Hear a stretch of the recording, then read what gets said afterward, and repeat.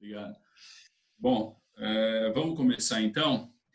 São 3h03, mas eu acredito que daqui a pouco estão entrando mais clientes, só que eu acho que não é justo deixar o pessoal esperando muito tempo aqui. Mais uma vez, boa tarde, Henrique Breda, muito obrigado. Obrigado a todos que estão conosco nessa live da Tauari. Hoje nós temos essa honra de falar com o Henrique, ele é um dos sócios da Alaska Asset. E, Henrique, mais uma vez, obrigado por esse tempo. Gostaria que você, nesses primeiros minutos aí, se você puder, falar um pouquinho quem é o Henrique Breda, quem é a Alaska Asset e o que você está vendo nesse momento que, para mim, já passou o olho do furacão, mas eu posso estar errado. Queria uma opinião sua, por favor. Bom, primeiramente, boa tarde, obrigado, Rudney e André, pessoalmente vocês dois aí pelo convite, a Tauari por essa abertura. Assim, o que a gente faz, ou da onde eu vim, assim, é um projeto de longuíssimo prazo. Longuíssimo prazo é assim, não é para 5 anos, é sem aparar arestas, vamos falar assim, é para a vida inteira, é um projeto da vida inteira. Então, lá, mais ou menos uns 25 anos atrás, mais ou menos, eu já assim, entendi ou cheguei à conclusão de que eu queria trabalhar no mercado financeiro. Por enquanto, aquele negócio esotérico, né, que todo estudante hoje em dia acha, vou para o mercado financeiro, vou ficar rico rápido, né? E, na verdade, não, né? Você começa ralando, não ganhando nada e virando à noite, né? Precisa de muita paixão para continuar. E o caminho mais fácil para mim, que vinha de uma cidade pequenininha, desconhecida, sai do interior de São Paulo, Sumaré, e bate na porta de um Garantia, de um Itaú, o cara fala tchau, né? Quem é você, de onde você veio? Então você precisa de uma estampa boa para começar. E um jeito de cortar caminho é fazer uma boa faculdade. E aí, o que aliava um nome bacana com uma certa utilidade para o mercado financeiro, para mim era fazer a Poli, né, Faculdade de Engenharia da USP, em São Paulo. Bem difícil de entrar, pior ainda para sair, né, ainda mais varando noite trabalhando no mercado financeiro. Então ali eu já comecei apanhando desde cedo, então assim, isso foi preparando o couro para as quedas de mercado que viriam pela frente. E a primeira crise que eu peguei de forma consciente, trabalhando, um pouco envolvido, mas não muito, mas ali observando, foi a de 2002, na eleição do Lula e do Serra. Depois observei bastante, já profissionalmente, a de 2008. Em 2014 e 15, já como gestor. E agora? Então, assim, é o quarto período bem feio que eu vejo, né? E o quarto período meu, que tenho 38, vou fazer 39 anos. O Luiz Alves, que tem 72 anos e pegou um Brasil de década de 70, década de 80, governo militar, aquela década perdida de 80, aquela derrocada de 83, 82, depois confisco do Collor, Zélia Cardoso, né, quebradeira de emerging markets do final da década de 90, começo dos anos 2000, com o estouro da bolha da internet, 2001, Torres Gêmeas, 2002, eleição do Brasil, e de lá para cá, eu acho que ele passou por muita coisa. Esse negócio da pandemia é novo para ele também. Esse é um negócio, tem muitas similaridades com crises anteriores e algumas coisinhas novas. Mas, no geral, são mais similares do que diferentes, as coisas que estão acontecendo, né? O mundo é muito velho, muito antigo, para a gente falar que agora é diferente, né? A gente mais que repete o disco do que vem com alguma coisa inteiramente nova. E a montagem da gestora Alaska, ela foi uma conclusão de caminhos que os sócios foram trilhando, caminhos diferentes. O Ney Miyamoto passou por várias tesourarias de banco. O Luiz Alves, a maior parte da vida, investidor individual. A maior parte da minha vida foi dentro de gestoras. E a gente foi meio que chegando numa mesma conclusão. O Luiz Alves chegou muito antes, na década de 80, ele já estava com isso na cabeça. E eu cheguei muito depois, o Ney também depois, mas a gente foi chegando à conclusão de que para investir na bolsa, investir em empresas com visão de longo prazo e tal, a gente não tem a menor condição de ter capital de terceiros, porque terceiros não pensam como a gente, ou terceiros não terão os mesmos estômagos, né, a mesma resiliência que a gente. Então a gente chegou à conclusão em 2015, depois de várias tentativas de ter clientes no passado, passei por várias gestoras, eu falei assim, olha, não vai dar para ter dinheiro de outras pessoas não, porque eles não estão aqui vendo, não estão fazendo a conta igual a gente. Então quando cai, você está achando bom que está comprando, ele está achando ruim porque a cota caiu, então já deu diferença de filosofia de vida, né? Então não vai dar. E aí a gente esqueceu esse negócio de ter cliente.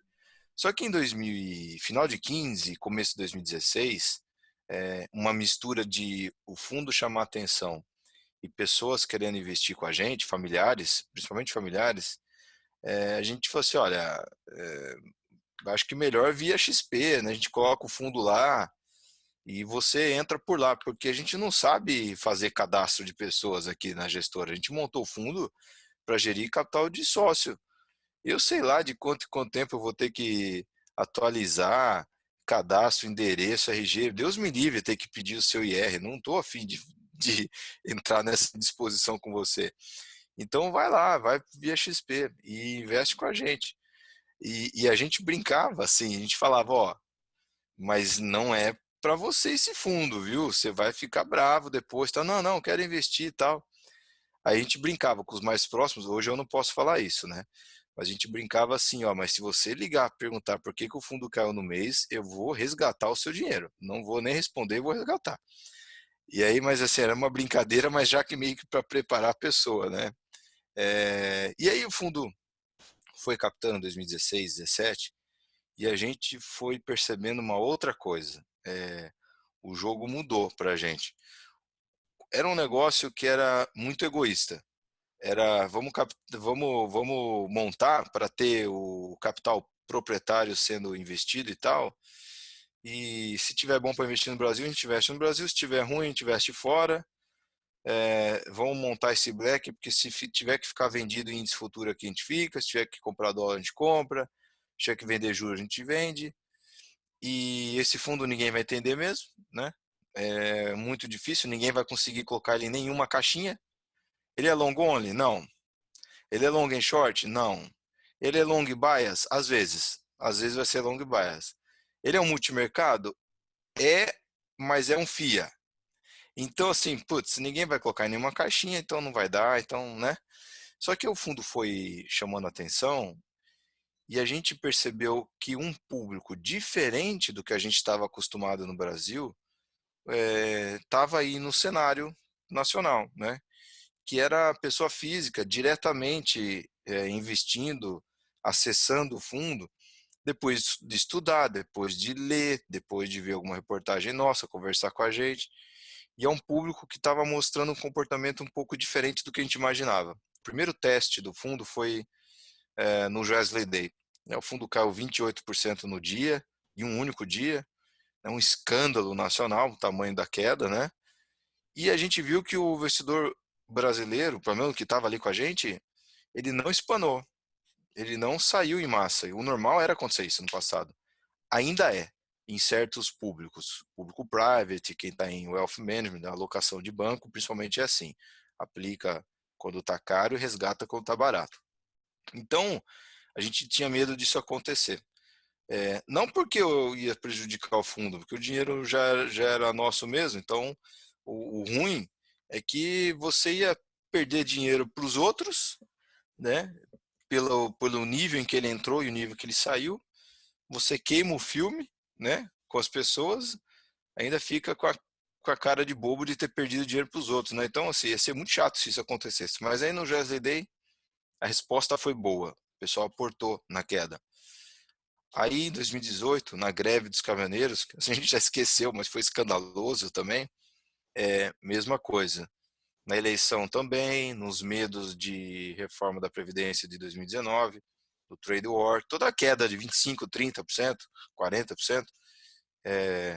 acontecia esse tipo de coisa.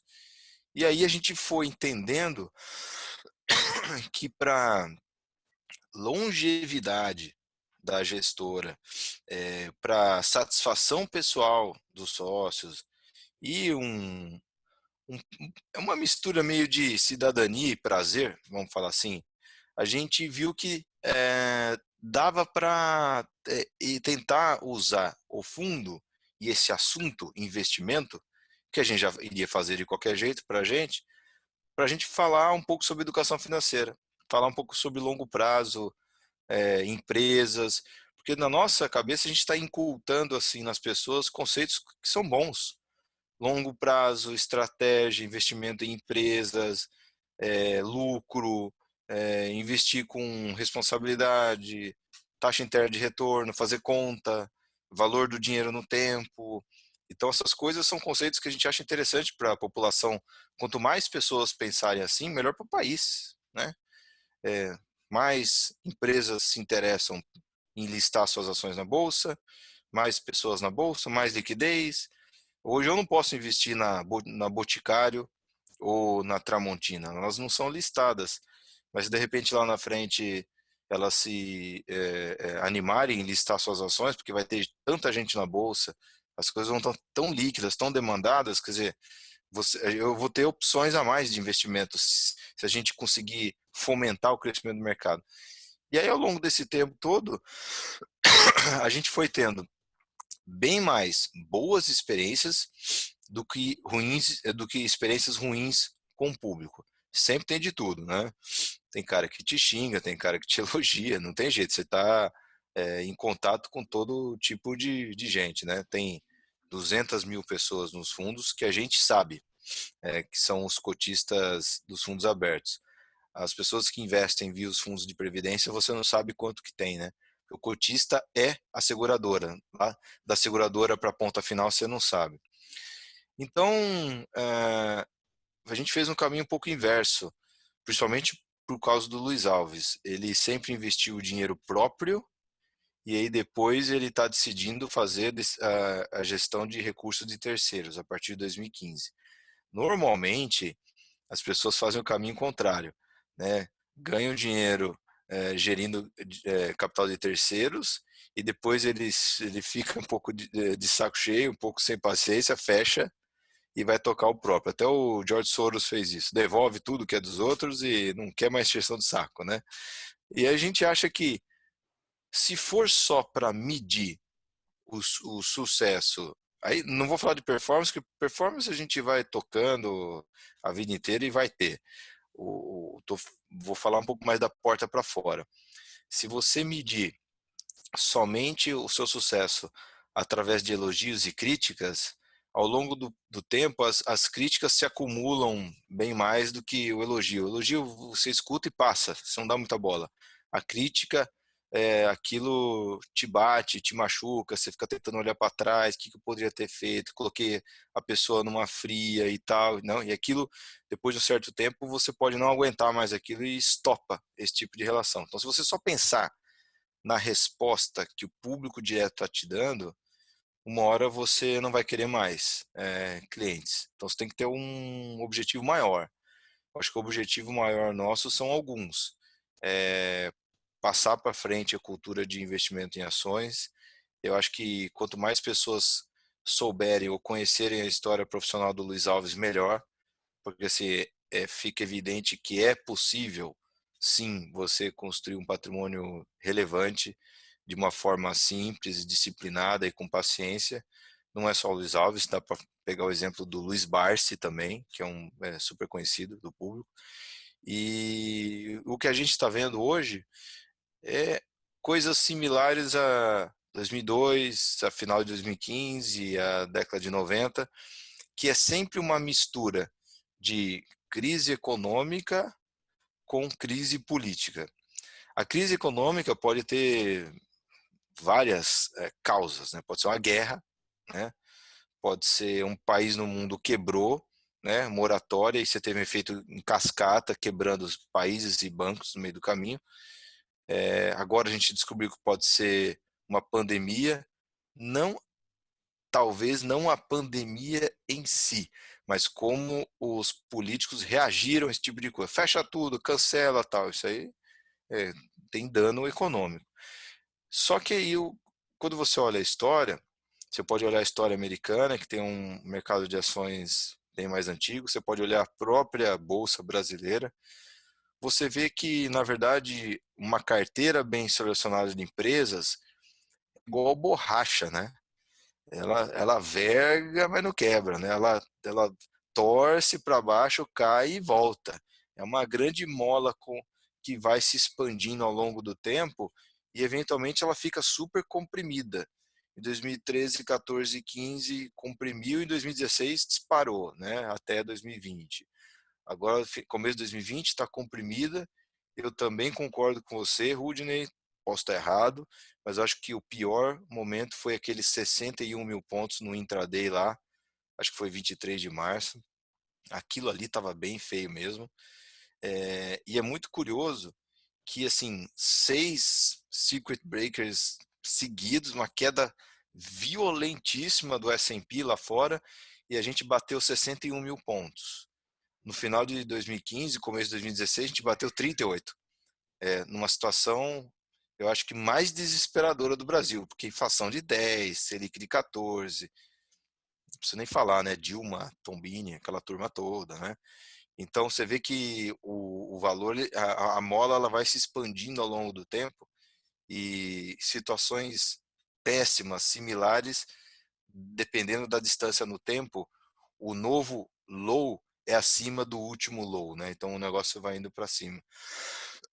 Então a gente acha que em algum momento essa mola ela vai ser descomprimida de novo. Quando?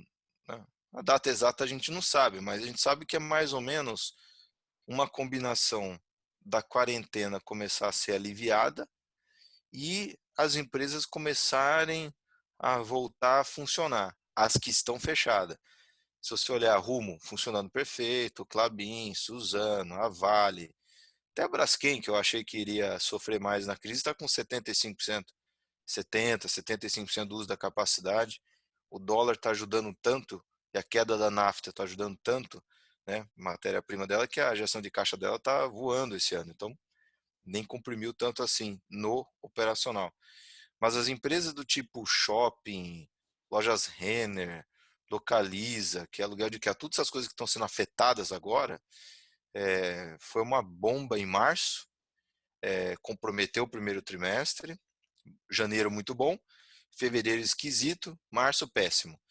O segundo trimestre, abril péssimo, maio tá com cara de ruim, junho tá na dúvida, né? Pode começar a recuperar um pouquinho, mas ainda vai ser feio.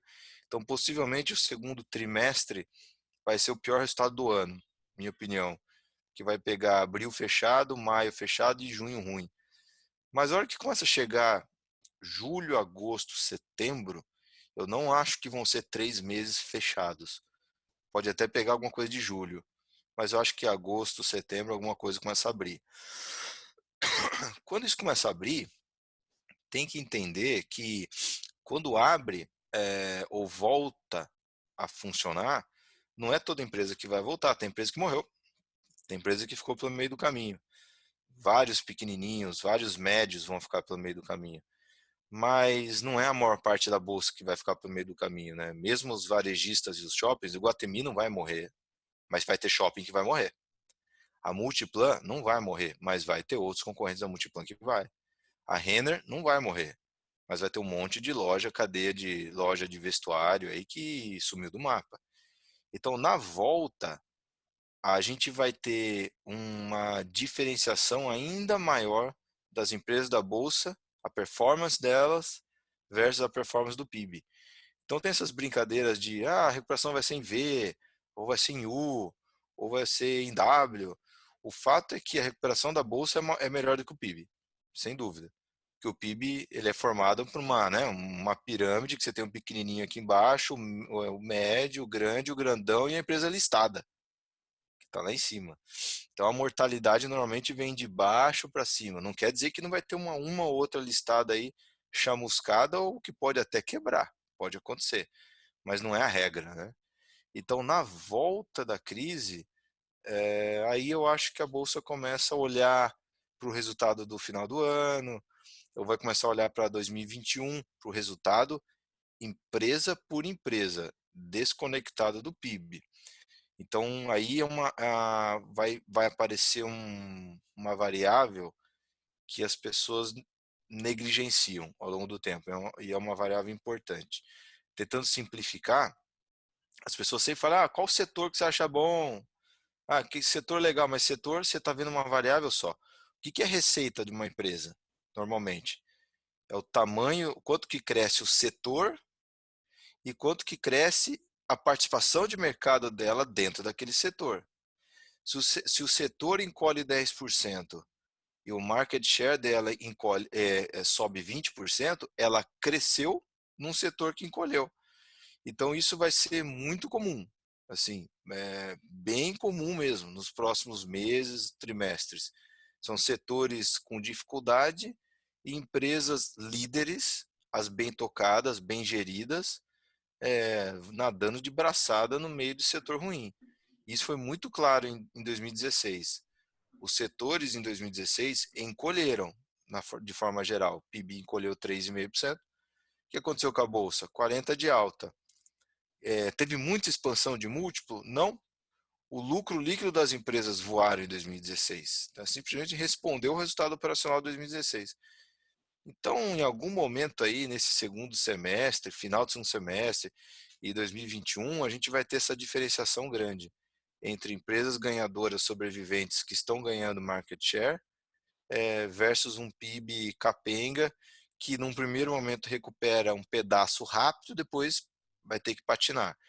Então, se a gente encolher esse ano 7%, dá para você imaginar que 3,5%, 4% você meio que recupera rápido, porque aquela loja estava fechada e abre. Mas aquele final, né, se você recuperou 4% do 7% perdido, aqueles 3 finais para você recuperar, aí demora. Aí vem um ano e meio para você recuperar isso, que é o cara que ficou fora, né? É o CPF que ficou desempregado e o CNPJ que morreu. Então isso aí você tem que trazer para o mercado de trabalho de novo e vai ser um trabalho de reconstrução. Então, assim... Desculpa te cortando, só um exemplo que você deu numa outra entrevista que eu achei muito legal. Você falou de empresas que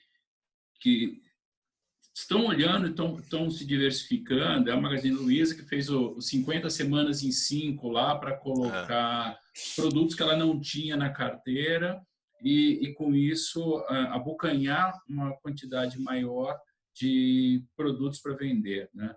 Eu achei isso muito interessante, você tinha comentado. Que, aliás, a Magazine é uma querida do Alasca já de longa data, né? Sim, já E ela ainda vai está num preço interessante, concorda? bastante, bastante. Posso estar errado, tá? Mas a gente acha que está bem interessante, por isso que a gente tem. Não.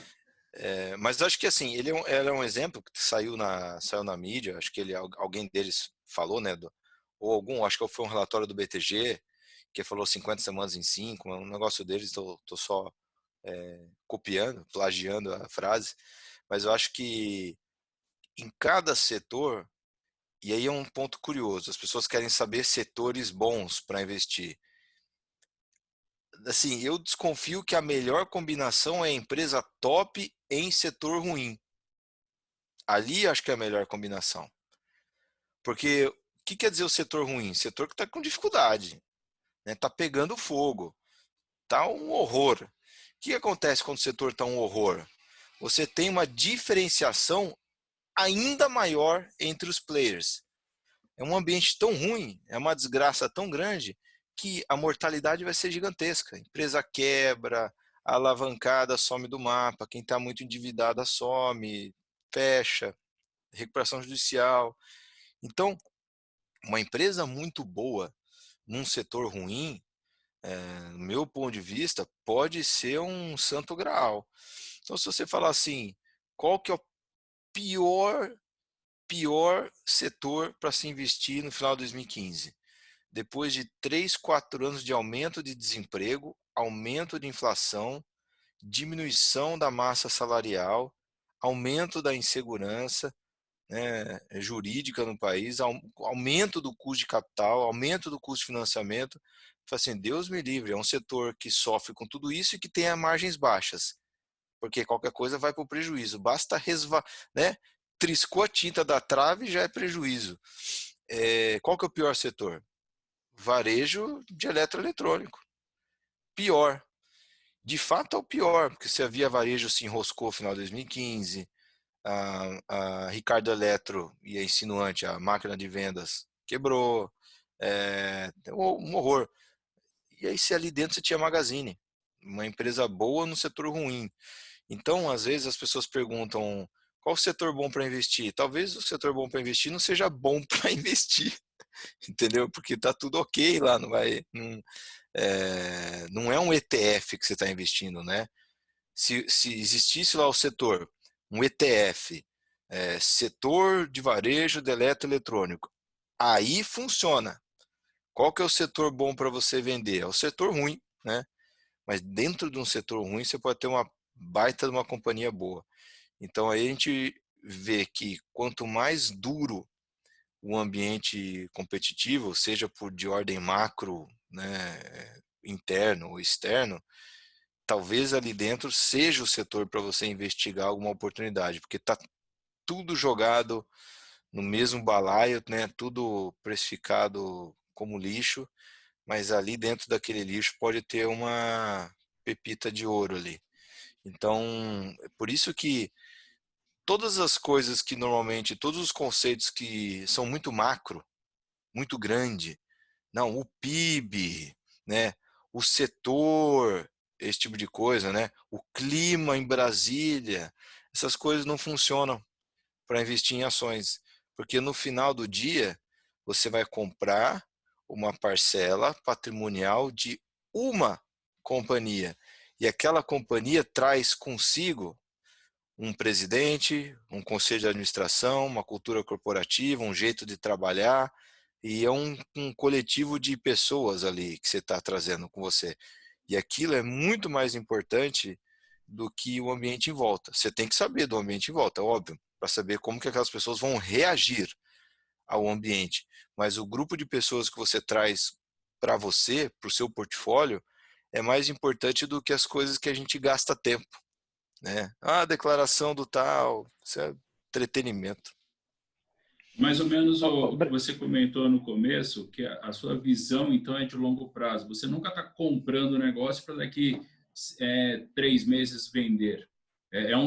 Quase um long buy, como a gente tinha É, comentado. é mais ou menos assim, para ser mais exato.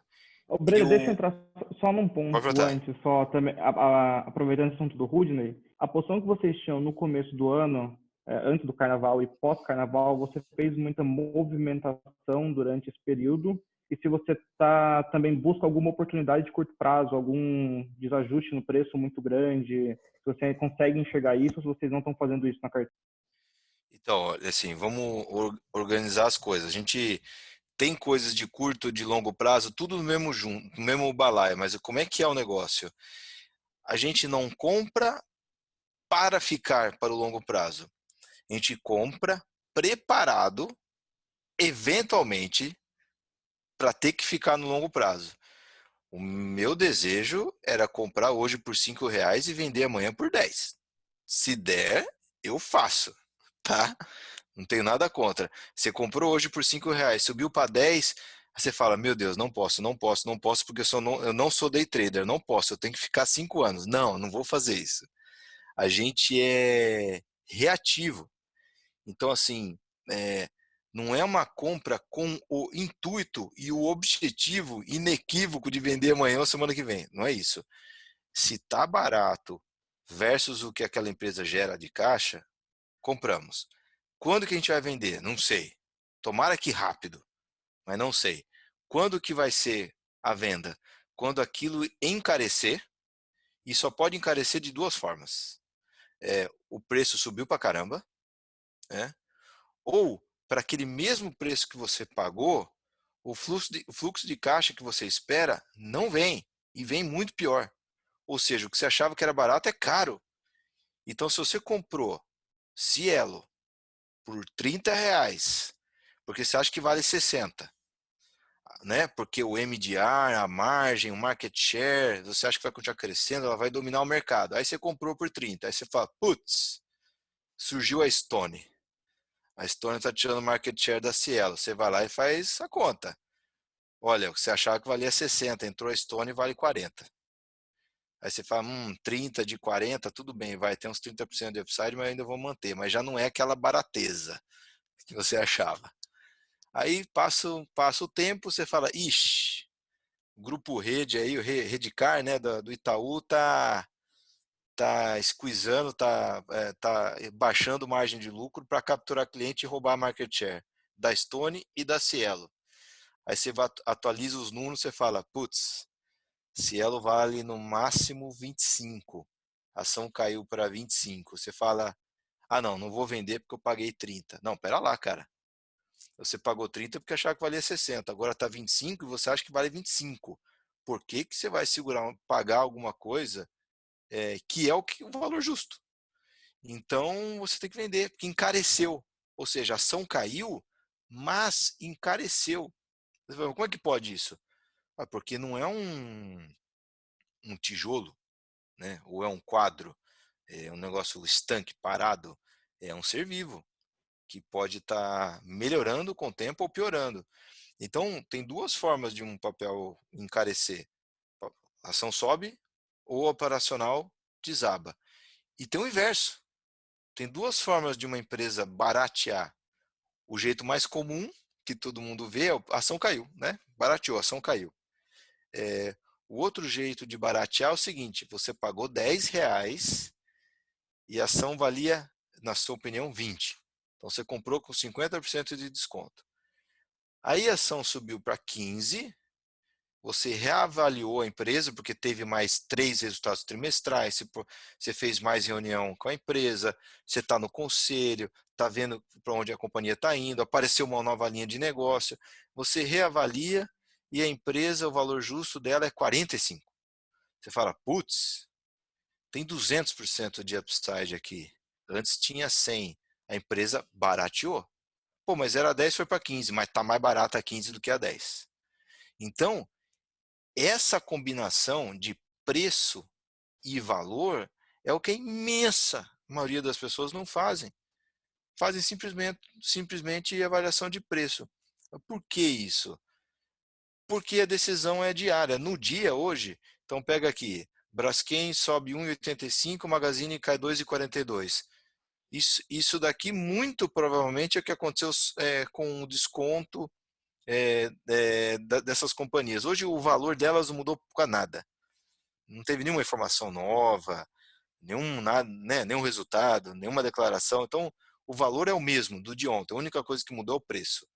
Então, baratear ou encarecer é só uma questão do quanto que subiu o preço ou caiu. Só.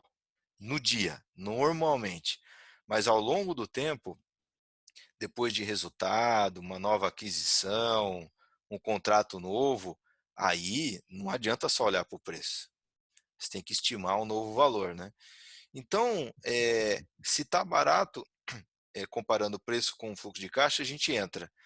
A gente só vai sair conforme o andamento das coisas, que é uma combinação de para onde a ação vai com o que acontece com o valor da empresa. Então, o Magazine hoje, na nossa opinião, está barata.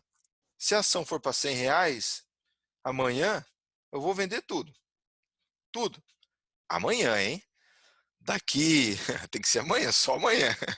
Se for o ano que vem, sei lá. Os R$100 do ano que vem pode ser barato. Sei lá como que vai ser esse e-commerce depois do Covid. Então, tem que ficar avaliando o tempo todo.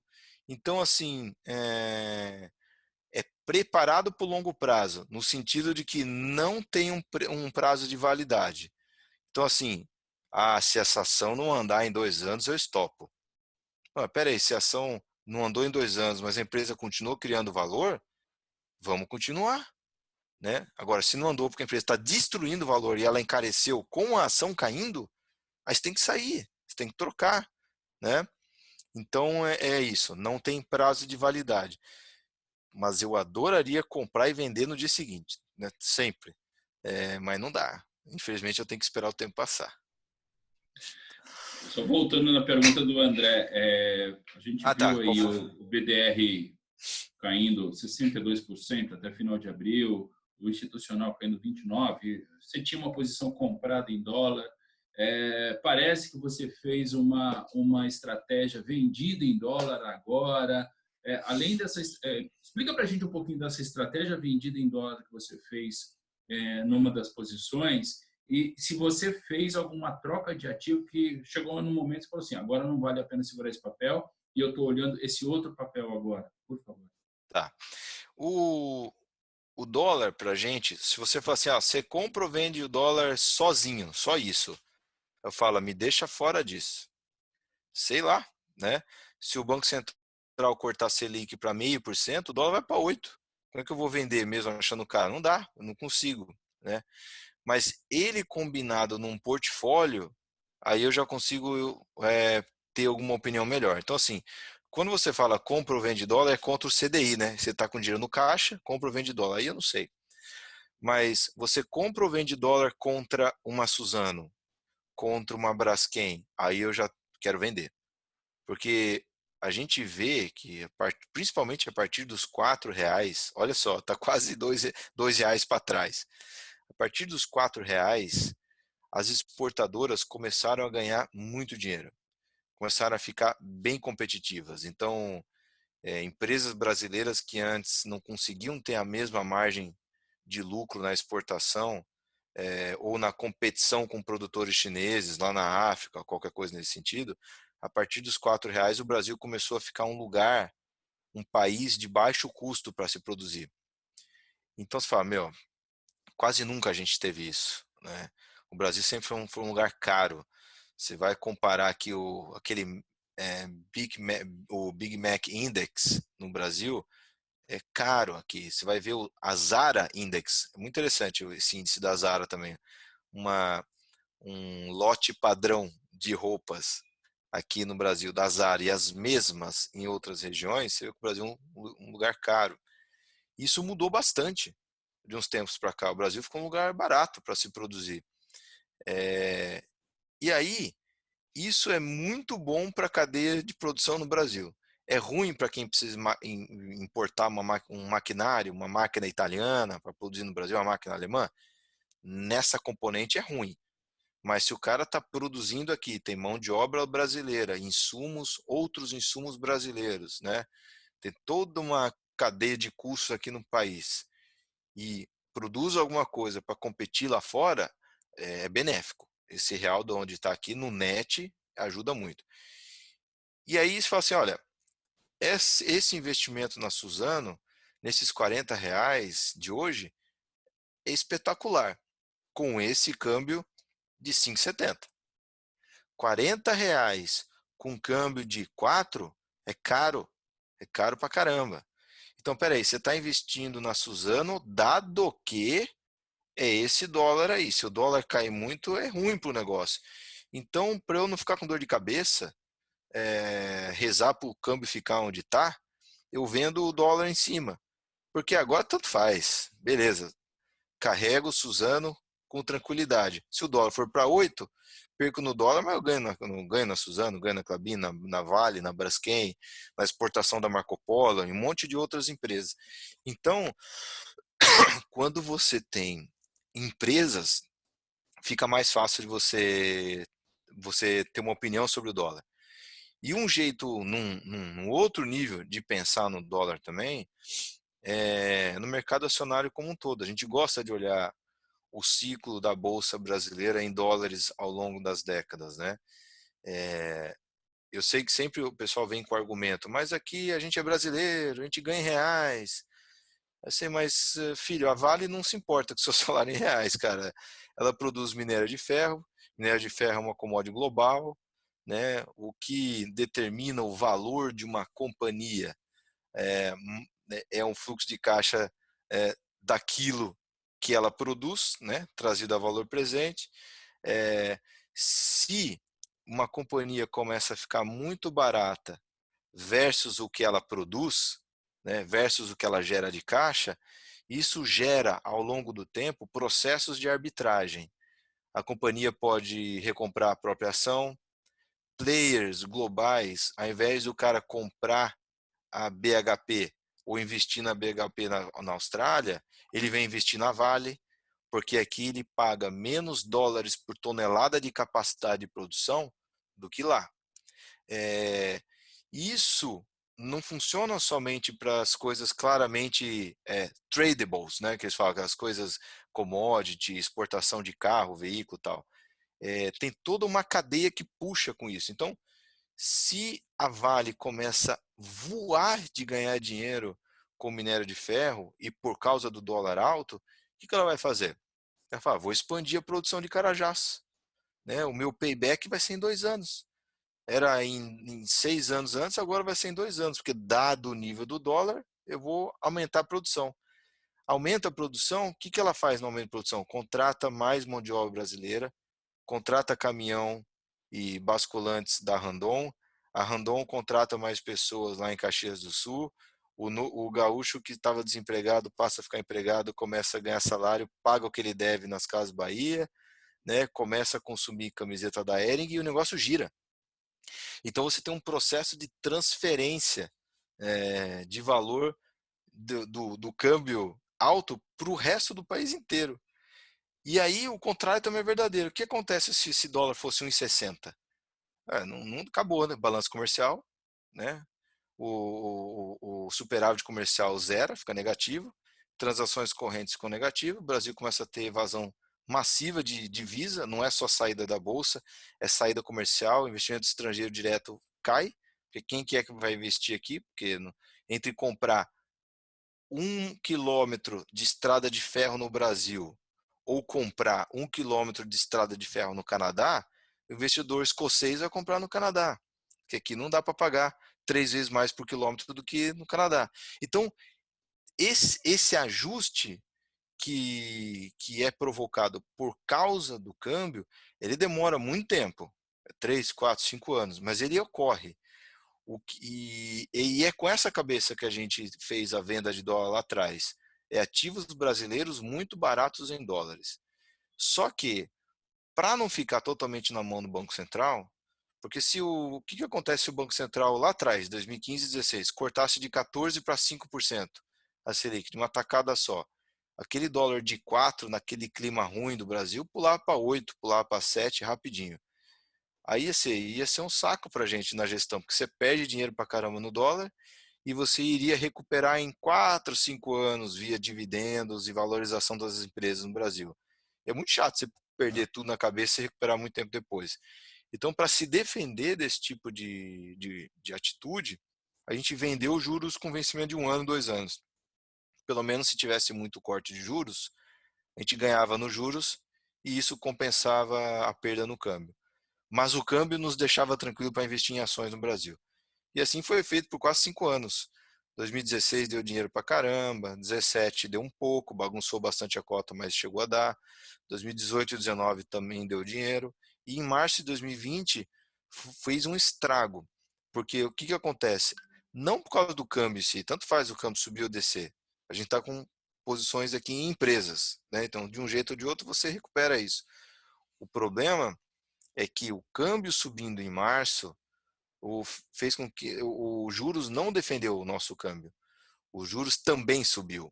Os juros desceu bastante desde 2015, né? Era 14, foi para 3.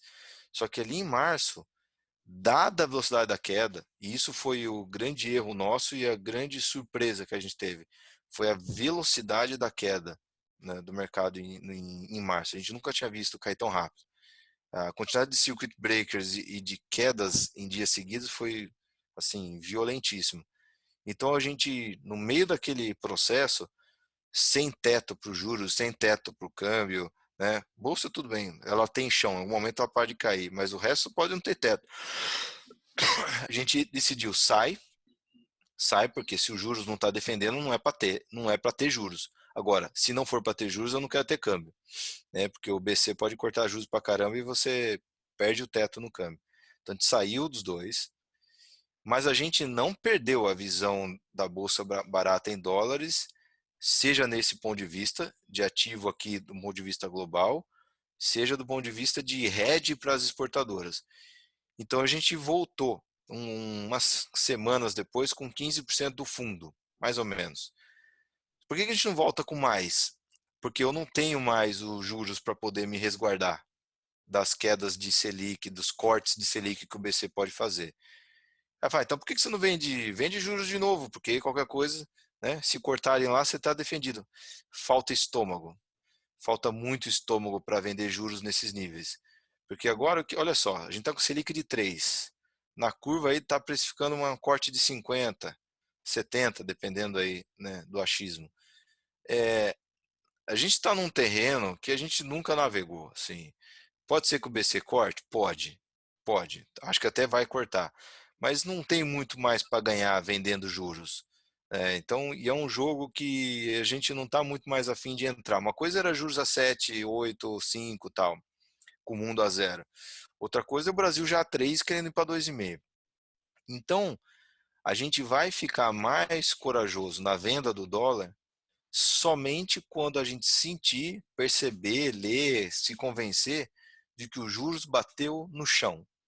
Né? Chegamos num limite onde o BC fala não dá mais para cortar, seja porque a inflação está vindo, a atividade começou a ser retomada, então você não precisa vender juros para voltar no câmbio. E aí a gente pode voltar a aumentar dependendo do nível. Uma coisa é vender dólar 5,70, outra coisa vai ser vender a 4.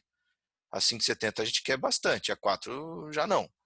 Então o nível é importante. Então por isso que a gente reviu a estratégia em março por comportamento de preço e voltou de uma forma diferente, só no câmbio sem os juros. E uma lição que fica por causa de março para o futuro é a gente utilizar mais estruturas de opções ao invés de futuros direto. Qual que é o problema de você utilizar muito mais opções na compra, né? Você tem muito tempo contra você, né? A opção não é um negócio barato. A opção é um negócio caro para você carregar, né, ad eterno. Então você tem que ser assertivo, você tem que ser mais cirúrgico. É por um movimento, é por um horizonte de tempo que você está vislumbrando e que não seja tão longo assim. Aí você usa opções. A vantagem dela é que se der tudo errado, você vai perder somente aquilo que você colocou em risco, aquele orçamento. Ao passo que se você está direto no dólar futuro ou no futuro de juros, ele é simétrico, você pode ganhar muito e perder muito. Né? Então, mas a gente entendeu que quando a gente tiver composição grande combinando os ativos, bolsa, dólar, juros, é bom que a gente tente utilizar bastante estrutura de opções ao invés de ir no futuro direto. Tudo isso é o BDR. O long only não mudou nada, institucional, previdência, vida que segue, normal.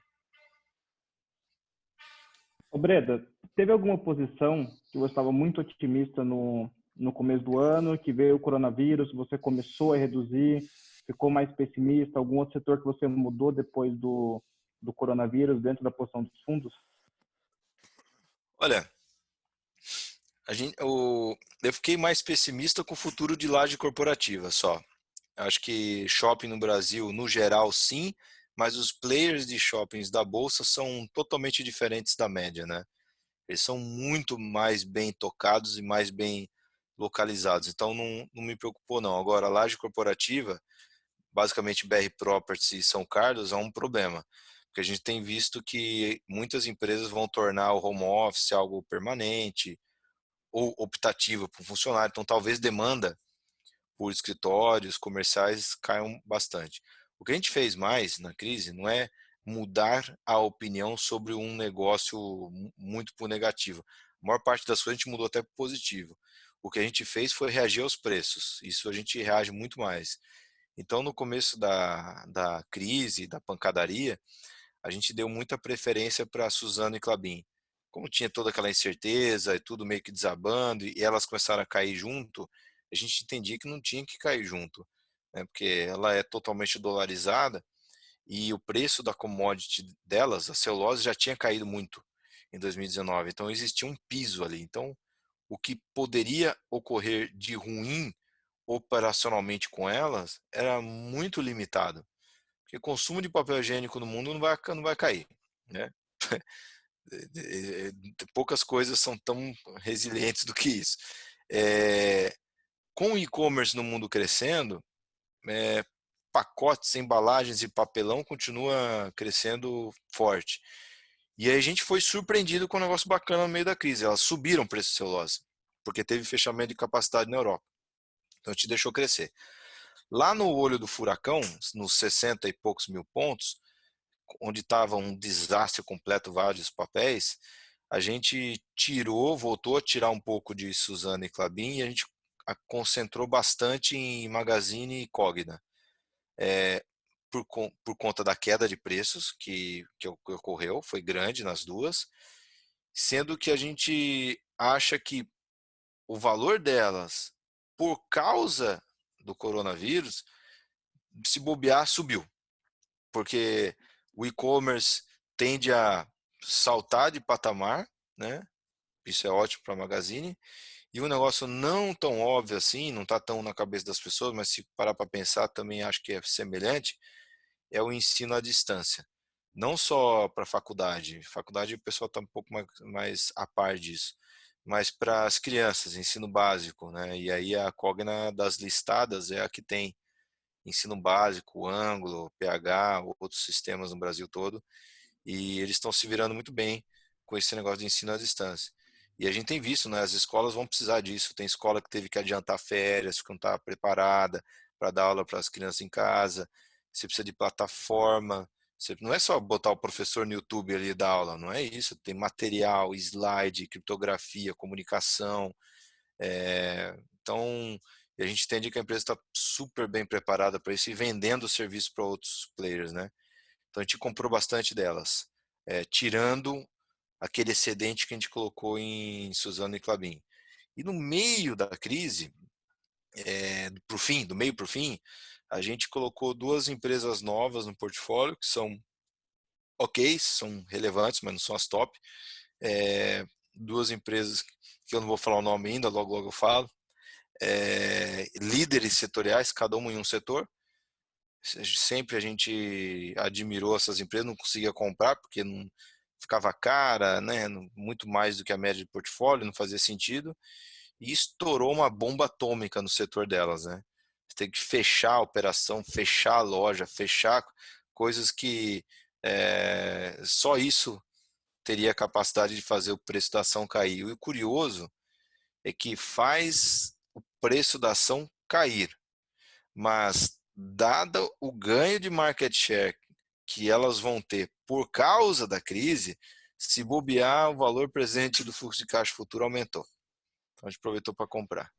Então a gente está com 16 empresas. Então essa foi a movimentação. A gente, opinião mesmo fundamental de coisa que mudou para muito melhor ou para muito pior, normalmente é exceção.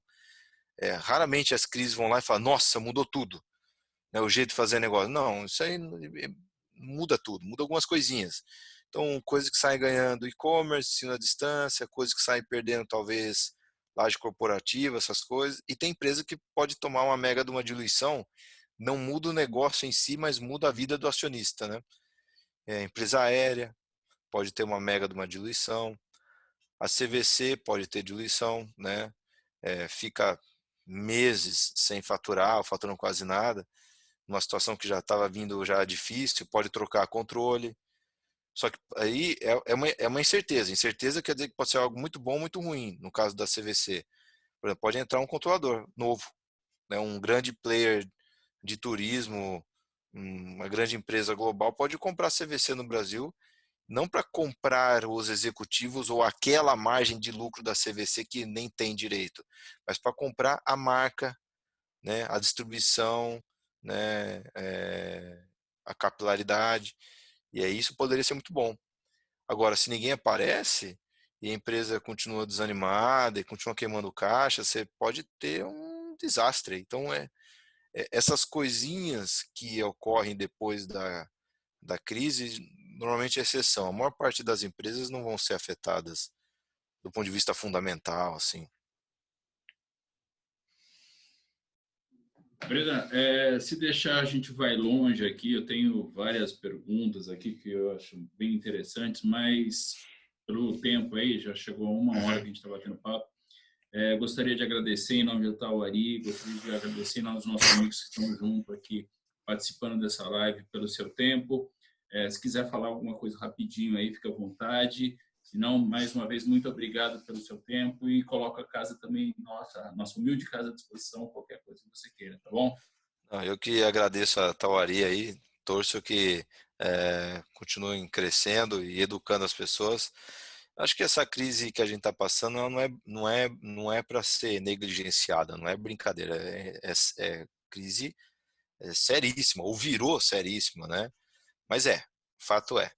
Isso, as pessoas vão ser tentadas, vão cair nessa tentação de dizer ou de pensar que agora é totalmente diferente, porque essa aqui é para valer, né? E agora a gente vai para afundar igual 1929 ou pior. É normal essa reação, porque está doendo agora. Todas as outras crises, ou você não viveu, não aconteceu com você, ou se você viveu e aconteceu com você, aquela dor virou uma memória. Ela não dói hoje. Essa é real, né? Você está sendo bombardeado por notícias e você está sentindo no bolso. Então você tende a criar uma narrativa para justificar muito a dor que você está sentindo agora. Mas o fato é que as crises são passageiras, né? E elas têm um roteiro padrão. Pega o pessoal de surpresa, crise econômica, recessão, queda nos lucros, desânimo das pessoas, começa a voltar com certo ceticismo. Você acha que vai ter um double dip, vai ter a segunda pernada do W, você fica reticente, fica fora, passa 3 anos, 4 anos, voltou tudo, né? E aí você fala, putz, se eu soubesse que ia voltar, né, não teria saído lá embaixo, teria colocado mais, assim. Então, as crises são passageiras e elas geram grandes oportunidades, assim, basta você olhar com atenção. Tem empresa que vai ficar para trás, tem empresa que pode quebrar, acontece, né? Tem que ficar de olho. Empresa não quebra porque está dando prejuízo, a empresa quebra porque não tem dinheiro para pagar o aluguel, não tem dinheiro para pagar funcionário, não tem dinheiro para pagar fornecedor, então tem que olhar vencimento de curto prazo, alavancagem e tal. Mas eventualmente a crise passa. A gente aguentou 6 anos de Dilma, então assim, estamos aqui. Não desanima não, foco no longo prazo aí. Joia, muito obrigado mais uma vez, Henrique. Obrigado, Abraço. Breda. Valeu, abraço. Abraço. Tchau.